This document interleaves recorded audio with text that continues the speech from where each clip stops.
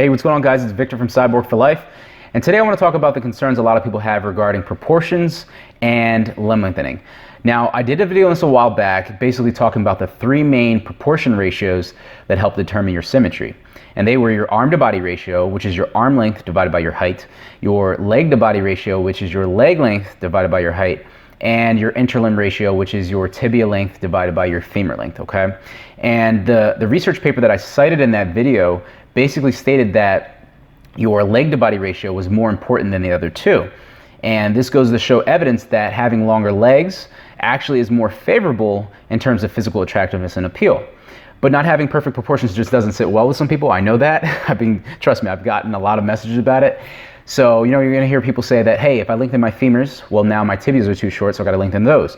They're gonna lengthen their tibias, and they're gonna say that their legs are too long for their arms, so they're gonna wanna lengthen that. And they're gonna say, hey, I wanna lengthen my humerus, which is the upper arm, and now their forearms are too short. And then the lengthening spiral continues, okay? So, now in a perfect world where there are no risk factors, okay, you know, from like soft tissues or, you know, complications, there are three hypothetical steps you could potentially take to take you from where you are, make you taller, and maintain your perfect symmetry.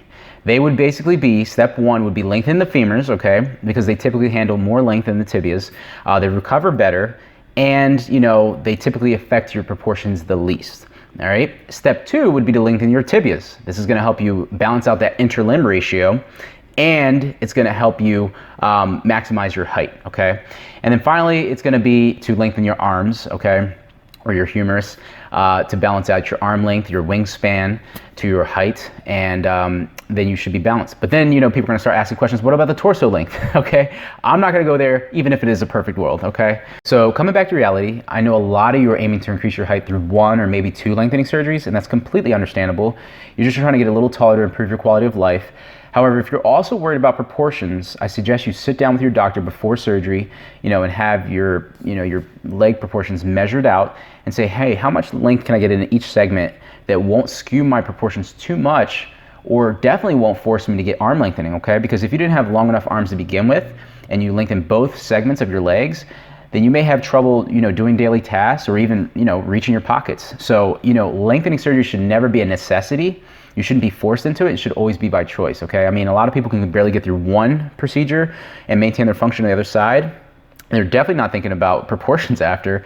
But I know there are a lot of limb lengthening diehards out there that won't stop the osteotomies until they either look like a Greek god or the Vitruvian man himself. So, you know, guys, it's really, at the end of the day, it's not playing Legos. If you want to look perfectly proportioned, you know, I think you need to think about the big picture here. What are you trying to do? It's get taller, right? Okay. Then if you want to really balance out proportions, you can talk to your doctor about that. But you definitely need to pick an experienced surgeon, somebody who's well versed in this field for, you know, has years of experience. Also, you need to be willing to put in the work for physical therapy and rehab, okay? Because that's gonna, the soft tissues are one of the main factors when it comes to lengthening. Yes, surgical technique matters, but you need to be able to be put in the recovery, okay? I mean, the rehab, okay? I know I try to smile and talk about leg lengthening like it's a positive thing all the time. That's just showing the positive side of it, but it's an arduous journey, okay? There's a lot of work that goes into it, and each time you get a lengthening procedure, you have a battle on your hands, and a lonely battle. Even if you have supporters, it's gonna be all on you to put in that work to make sure that you have a successful outcome, okay? So, yeah, all right, so lengthen wisely, my friends, lengthen wisely. Hey, next week, I'm gonna be having an interview with my doctor, my leg lengthening doctor, Dr. Janet Conway of the International Center for Limb Lengthening in Baltimore, Maryland. I'm super excited to talk to her. She was an excellent surgeon for me. So yeah, stay tuned for that. I think the interview is on Tuesday, so I'll try to get it out by maybe late Tuesday or early Wednesday after I get the timestamps out. And yeah, so that's coming up.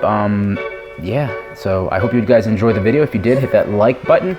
Be sure to subscribe, and until next time, this is Victor from Cyborg for Life, signing out.